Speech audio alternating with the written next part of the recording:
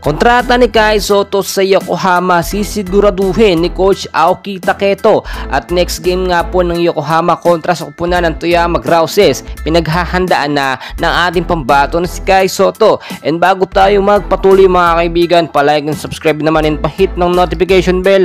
Maraming salamat po. Well mga kaibigan, alam naman natin na mainit na pinag-uusapan after ng season na ito ay kung saan maglalaro si Kai Sotto. At dahil nga po nakabuo ng team chemistry agad-agad etong si Kai Sotto sa ilang linggong paglaro niya sa Yokohama under nga po ng loan contract dito sa Hiroshima, ay nakita naman natin yung tandem ni Kai Sotto at ni Yuki Kawamura. Ayon po sa ating nakuhang update ay hindi pa kakawalan ng Yokohama si Kai Sotto para magamit nga po next season at makaangat sa standings ang Yokohama. Nakita nyo naman kung paano ngayon nililigawan at binibigyan ni Coach Aoki Taketo ng mahabang playing time etong si Kai Sotto at talagang halos ibinababad. Sulit naman ang pagbabad kay Kai Sotto dahil nga dito sa mga previous game ng Yokohama, and so far napakaganda ng naipapakita at naiaambag ng ating pambato na si Kai Sotto. Last game 27 minutes of playing time with 21 points and 10 rebounds. So far so good, hindi na po yan masama mga kaibigan.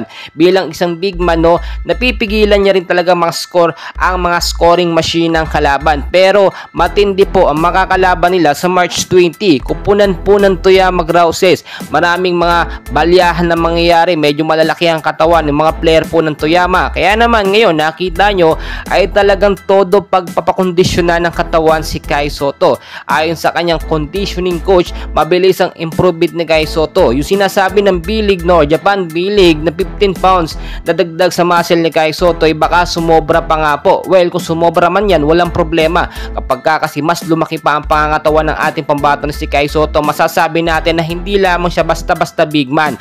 Poste at talagang pader po ang mangyayari kapag may humarang po sa ating pambato. Sa edad na 21 anyos, pagdating ng 25 to 30, yung resulta po ng kanyang training. Kaya naman ngayon, bilang isang big man ng Pilipinas, lahat ng mga Pilipino ay nakasubaybay at nakasuporta sa ating pambato na si Kai Sotto. Well, about naman sa NBA, hindi pa po pwede. Dito muna, exposure muna, dahil kung matatandaan po ninyo, nalalapit na nga rin po sa July na etong Olympic qualifying tournament, which is hahawakan ulit ni Coach Tim ko nitong si Kai Sotto. Kasama pa dyan ang NBA Summer League. Pinag-uusapan din kung saan NBA team siya posibleng makapaglaro.